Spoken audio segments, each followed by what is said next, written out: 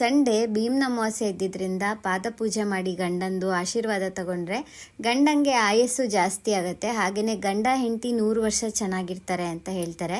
ಹಾಗೆಯೇ ಇವತ್ತಿನ ದಿನನೇ ಶಿವ ಪಾರ್ವತಿನ ಮದುವೆ ಆಗಿದ್ದು ಮತ್ತು ಸತ್ಯ ಹರಿಶ್ಚಂದ್ರ ಸ್ಮಶಾನ ಕಾಯ್ತಿದ್ರಲ್ವ, ಅವರಿಗೆ ದೇವ್ರ ಪ್ರತ್ಯಕ್ಷ ಆಗಿ ಕಳ್ಕೊಂಡಿದ್ನೆಲ್ಲ ವಾಪಸ್ ಕೊಟ್ಟಿದ್ದ ದಿನ ಇದು ಅಂತ ಹೇಳ್ತಾರೆ.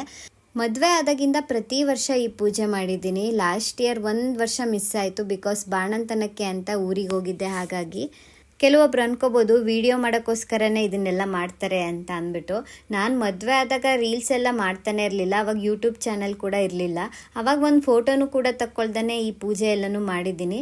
ಇವಾಗ ನಾನು ಮಾಡೋ ಪೂಜೆನ ರೆಕಾರ್ಡ್ ಮಾಡಿದ್ದೀನಿ ಅಷ್ಟೇ. ನನ್ನ ಕೆಲಸನೇ ಇದು, ನನ್ನ ಪ್ರೊಫೆಷನ್ನೇ ಇದು. ಈ ಥರ ರೀಲ್ಸ್ ಮಾಡೋದು, ಯೂಟ್ಯೂಬ್ ಚಾನಲಲ್ಲಿ ವೀಡಿಯೋಸ್ ಹಾಕೋದು ಇದೇ ನನ್ನ ಕೆಲಸ. ಹಾಗಾಗಿ ಇದನ್ನ ರೆಕಾರ್ಡ್ ಮಾಡಿ ಪೋಸ್ಟ್ ಮಾಡಿದ್ದೀನಿ ಅಷ್ಟೇ. ಭಾನುವಾರ ಸಂಜೆ 4:45 ಅಮಾವಾಸ್ಯೆ ಕ್ಲೋಸ್ ಆಗ್ತಾಯಿತ್ತು. ಸೊ ಹಾಗಾಗಿ ಬೇಗ